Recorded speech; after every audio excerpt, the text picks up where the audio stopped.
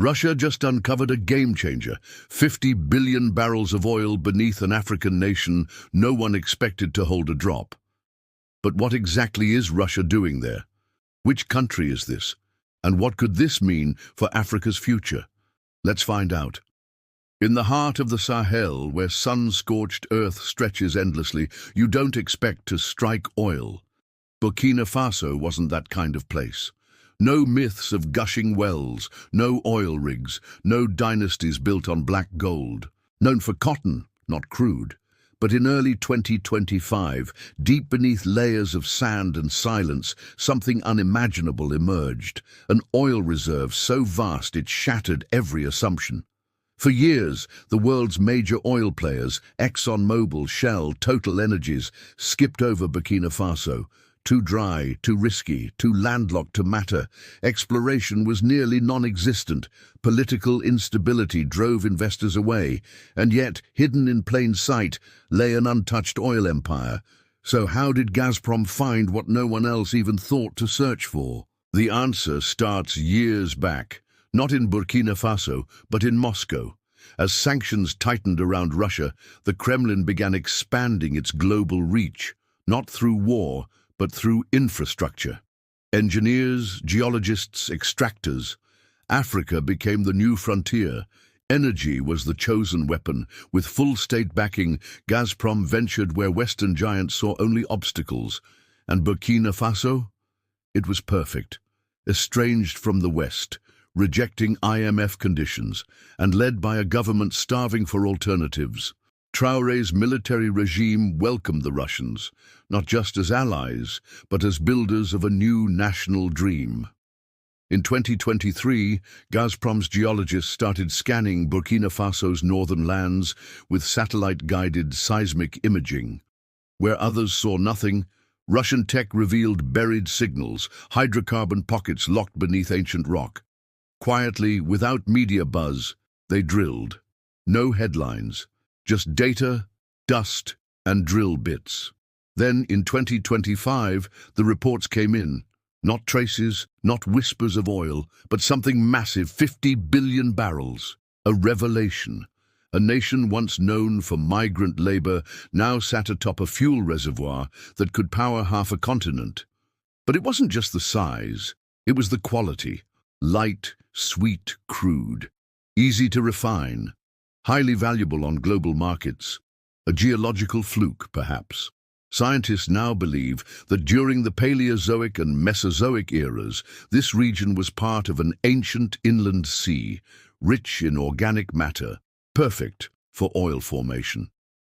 Over millions of years, the lack of seismic activity preserved the deposit like a time capsule.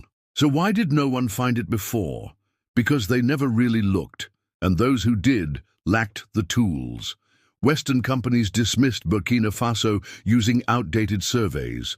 The logistical nightmare of moving oil from a landlocked nation scared off investors. But for Gazprom, that wasn't a problem. It was a challenge backed by long-term geopolitical strategy. Now, with confirmation underway and development in motion, the implications are enormous.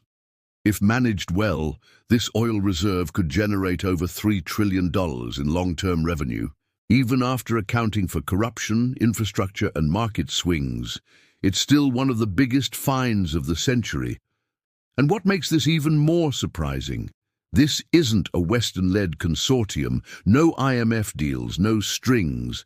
This is a sanctioned state teaming up with a military-led government, writing their own rules in a post-colonial era.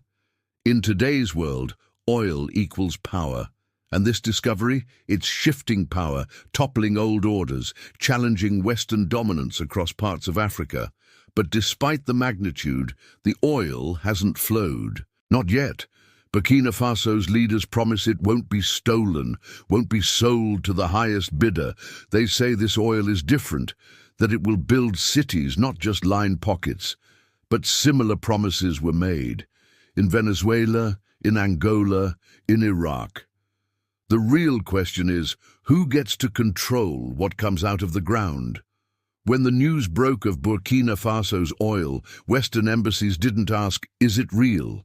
They asked, who controls it? And the answer didn't come from a press conference.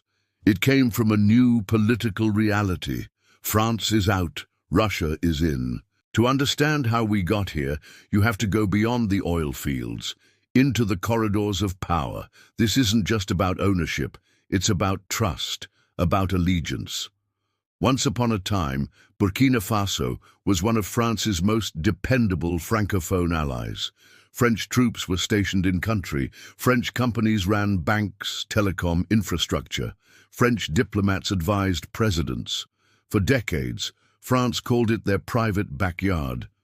But to many Burkinabe, that partnership started to feel more like possession. French military missions, first Operation Serval, then Operation Barkhane, were meant to fight terrorism, but violence got worse, corruption grew. Aid came with strings that pulled Burkina Faso toward Paris, not progress. So when Captain Ibrahim Traoré led a coup in 2022, it wasn't just about removing a government, it was a rupture from France's grip, a rejection of the old colonial script. But Traoré didn't just cut ties, he forged new ones. Fast, in diplomatic cables and behind closed doors, a new name rose, Russia. Not through embassies, at least not yet, but through military advisors, private security, and informal envoys. Russia moved in silence. Traoré needed a partner without colonial baggage. Then came a wave of unmistakable moves.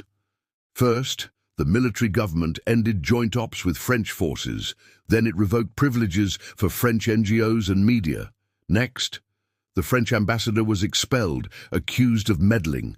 That act alone sent shockwaves. Soon after, France withdrew its last troops. It wasn't a quiet exit, it was a public rejection. France, once the dominant force in Burkina Faso, became persona non grata, and in that vacuum, Russia stepped in, boldly and rapidly. Russia reopened its embassy in late 2023, the first time in over 30 years. But this wasn't a routine move. It was a declaration. Military instructors followed, not in uniforms, but through cooperation missions. Russian language programs appeared in military academies, and Gazprom already negotiating exclusive rights in the oil-rich north. By the time oil was confirmed, Russia wasn't just knocking on the door, they were inside the house. Why did Traoré trust Russia? It wasn't about shared ideology, it was utility. France demanded reforms, elections, and clean governance in exchange for aid. Russia offered something else, respect for sovereignty, regardless of who held power. Where the West saw a military coup, Russia saw a strongman partner, and Traoré, still consolidating control, needed someone who wouldn't flinch at the word coup. But beyond political convenience, there was mutual gain. Russia, isolated by sanctions, needed new energy markets, both for oil and for influence. A partnership with an oil-rich African state. Perfect. It wasn't just the barrels, it was the message. A former French colony, turning away from the West, aligning with Moscow. For Burkina Faso, it was about survival. With France gone, insurgencies surged, discontent brewed. Russia offered military support without judgment, exactly what Traoré needed. And there was another layer, public sentiment. Many Burkinabe, especially in cities, had lost faith in France long before their leaders did.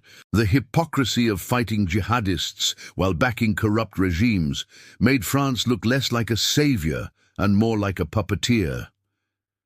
Russia's presence, on the other hand, was pitched as a fresh start. New partners, new terms, no paternalism. So when news of the oil broke, it didn't just excite the nation, it fit the narrative. Burkina Faso's future would be shaped not in Paris, but in Ouagadougou and Moscow. But alliances are tested in moments of crisis and opportunity. And with the oil confirmed, the biggest test is looming. How to use this wealth, and who gets the first cut.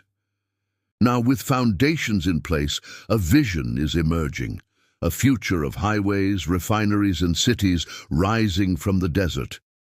In most countries, oil is the goal, the prize, the end game.